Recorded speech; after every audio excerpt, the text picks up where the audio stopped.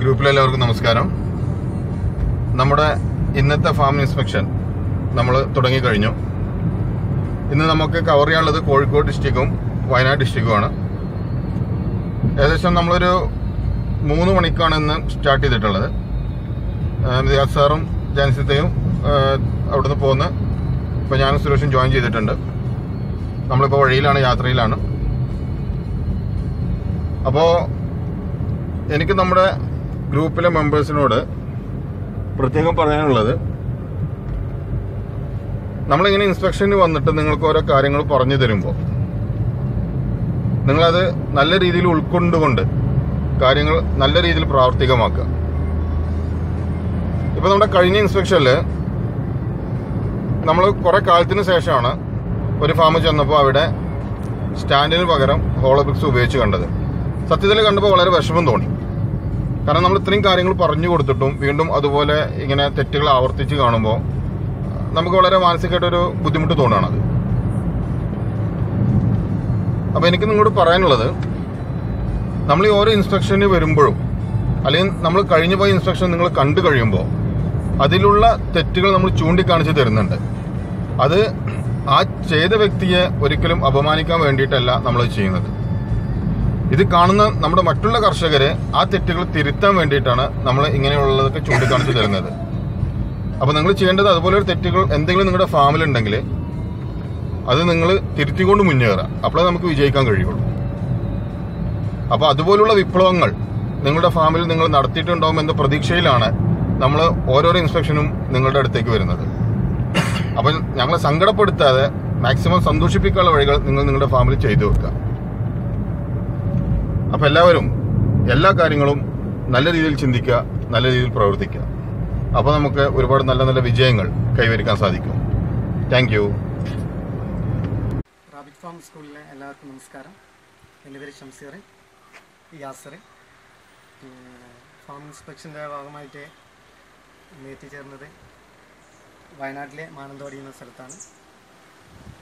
ഞാൻ കൊണ്ടുവന്നിട്ട് കഴിഞ്ഞ മാസം 5-ാം തീയതിയാണ് കൊണ്ടുവന്നത്. അപ്പം കുഴപ്പമൊന്നുമില്ല. 5 യൂണിറ്റ് കൊണ്ടുവന്നു. ഇപ്പോൾ 34 കുട്ടികളുണ്ട്. വേറെ കുഴപ്പമൊന്നുമില്ല. ഒരു മാസമായി കൊണ്ടുവന്നിട്ട്. റാബിറ്റ് ഫാം സ്കൂൾ നമ്മുടെ വാട്സപ്പ് ഗ്രൂപ്പിലെ എല്ലാവർക്കും എൻ്റെ നമസ്കാരം. നമ്മുടെ ഫാം ഇൻസ്പെക്ഷൻ്റെ ഭാഗമായി നമ്മളിപ്പോൾ വന്നിട്ടുള്ളത് വയനാട് ജില്ലയിലുള്ള തലപ്പുഴ എന്ന സ്ഥലത്താണ്. ഇവർ രണ്ടുപേരാണ് ഫാം നടന്ന രണ്ടുപേരും കൂട്ടുകാരാണ്. നല്ല രീതിയിൽ ഇവർ കാര്യങ്ങളൊക്കെ ഇവിടെ ചെയ്തിട്ടുണ്ട്. ശരിക്ക് നല്ല എയർ പാസിങ്ങും അതുപോലെ ചൂട് വളരെ കുറവാണ്. ഇപ്പോൾ പുറത്ത് ചൂടാണെങ്കിലും ഇതിനകത്ത് ചൂട് നല്ല കൺട്രോൾഡാണ്. പിന്നെ കാര്യങ്ങളൊക്കെ നല്ല വൃത്തി തന്നെയാണ് ചെയ്തുകൊണ്ടിരിക്കുന്നത്. പിന്നെ ഒരു മാസമായിട്ടുള്ളൂ. അവർ ഇതിനെക്കുറിച്ച് കൂടുതൽ പഠിച്ചുകൊണ്ടിരിക്കുകയാണ്. പിന്നെ ഇവർ ഒക്കെ ഒരു സിസ്റ്റമാറ്റിക് ആയിട്ടാണ് കാര്യങ്ങൾ ചെയ്യുന്നത്. അപ്പോൾ ഇതുപോലെ ഇങ്ങനെ സ്റ്റാൻഡുകളൊക്കെ ഉണ്ടാക്കി എല്ലാ കാര്യങ്ങളും നല്ല വൃത്തിയിൽ ഓരോന്നും അതിൻ്റെ ഡീറ്റെയിൽസ് എല്ലാം എഴുതി കാര്യങ്ങളൊക്കെ നല്ല വൃത്തിയിലാണ് കൊണ്ടു നടക്കുന്നത്. അതുപോലെ അസുഖങ്ങൾ വന്ന മുയലുകളെ മാറ്റി പാർപ്പിക്കാനുള്ള ഒരു കൂട് ഇവിടെ, ക്വാറന്റൈൻ കൂടാണ്.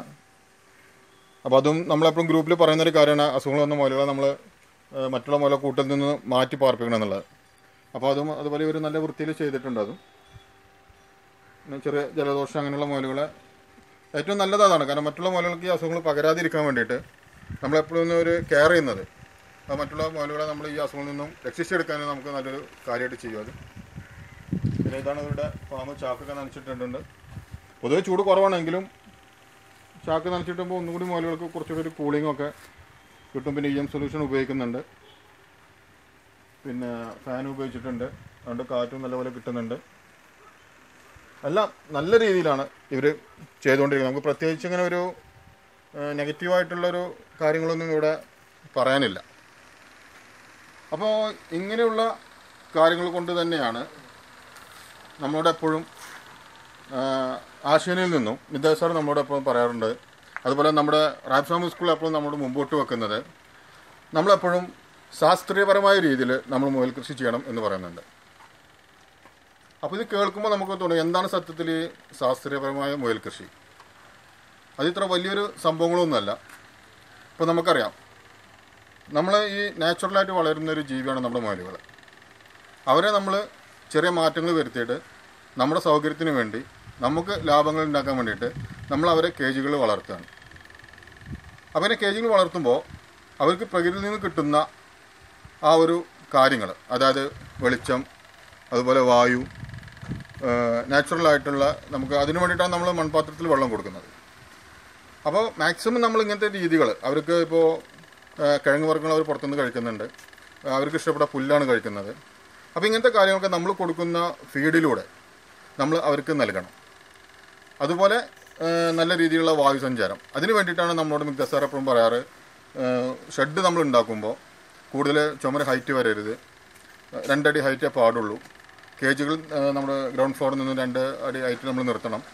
ഇതൊക്കെ പറയാനുള്ള കാരണം ഇവർക്ക് നാച്ചുറലായിട്ടുള്ള ഒരു ഫീലിംഗ് നൽകാൻ വേണ്ടിയിട്ടാണ്. അപ്പോൾ ഇങ്ങനെയൊക്കെ നമ്മൾ ചെയ്യുന്ന ഈ ഒരു പ്രവൃത്തിയെ തന്നെയാണ് നമ്മൾ ശാസ്ത്രീയപരമായ മുയൽ വളർത്തൽ എന്ന് പറയുന്നത്. അല്ലാതെ വേറെ ഒരു വലിയ സംഭവങ്ങളൊന്നും ഇതിലില്ല.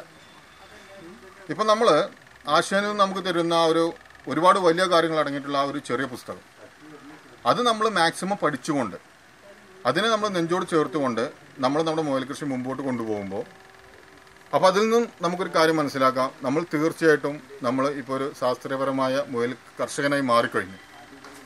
കാരണം ഈ ഒരുപാട് വലിയ ഈ ഒരു ശാസ്ത്രീയതയെ ഗുണിച്ചും ഹരിച്ചും കൂട്ടിയും കിഴിച്ചുമൊക്കെ കിട്ടുന്ന ഒരു ഉത്തരമാണ് നമ്മുടെ മിഗ്ദാസ് സാറിൻ്റെ ആ ഒരു കൊച്ചു പുസ്തകം.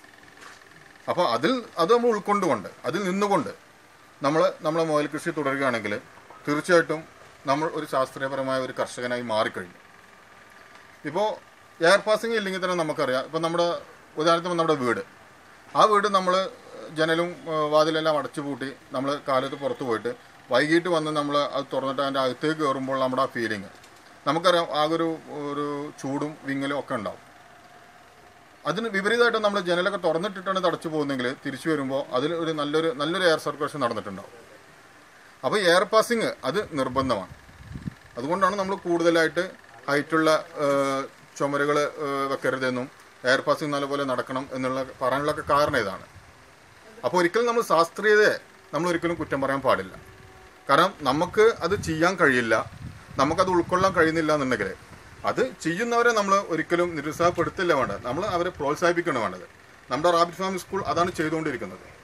നമ്മളെന്നും ശാസ്ത്രീയത തന്നെയാണ് നമ്മൾ മുറുകെ പിടിച്ചിട്ടുള്ളത്. കാരണം അതിലാണ് സത്യം.